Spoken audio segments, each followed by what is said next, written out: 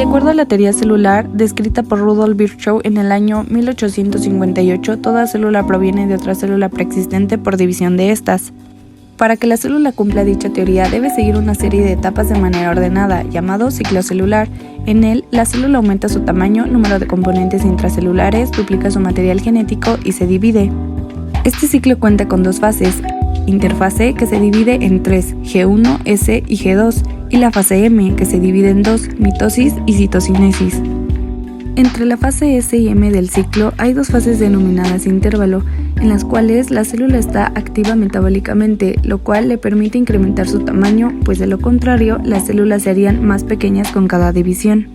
Interfase, también conocida como fase de preparación, puede durar días o semanas según las condiciones ambientales y fisiológicas que existan. Intervalo G1 o fase de descompactación del ADN. Puede durar 11 horas. Aquí la célula mantiene un número constante de cromosomas diploides, 2N, no duplicado, por lo que equivale a 2 copias. La cromatina se descondensa de forma gradual hasta adoptar una conformación totalmente extendida, y en caso de ser favorables, la célula atraviesa el punto de inicio, que compromete de forma irreversible el comienzo del ciclo celular. Fase G0. En caso de que la célula abandone el ciclo celular desde la fase G1, entra en fase G0, fuera del ciclo, donde se mantiene activa metabólicamente pero detenida del ciclo celular. Fase de síntesis S o fase de duplicación. Tiene una duración de 8 horas, etapa donde la célula duplica su material genético para pasarle una copia completa del genoma a cada una de sus células hijas.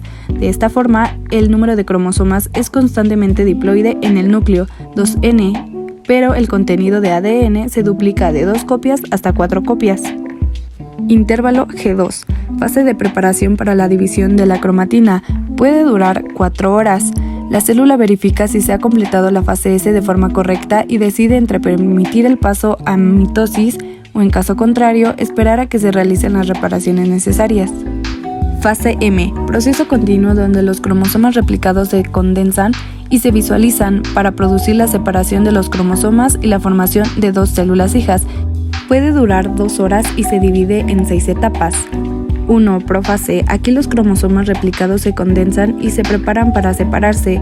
El huso mitótico comienza a formarse fuera del núcleo y la envoltura nuclear se rompe.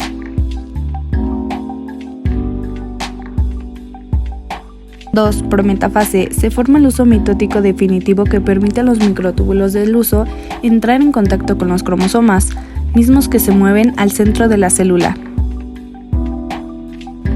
3. Metafase.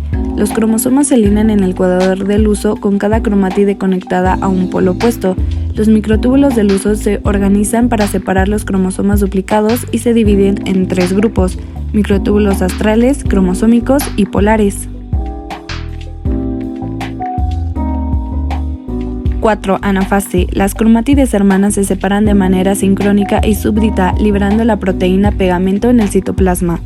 Los cromosomas se separan y migran hacia los polos, acompañados del acortamiento de los microtúbulos fijos al cinetocoro. Con ello se logra una correcta separación y distribución en las células hijas. 5. Telofase. Los cromosomas se acercan a sus respectivos polos y tienden a reunirse en una sola masa, marcando el inicio de esta etapa final de la mitosis.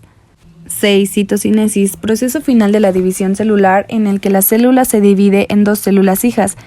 En caso de las células animales, se forma el anillo contráctil conformado por proteínas ligadas a la membrana, actina y miosina. Y en cuanto a la regulación del ciclo celular, es un proceso crucial que asegura que las células se dividan de manera controlada y ordenada.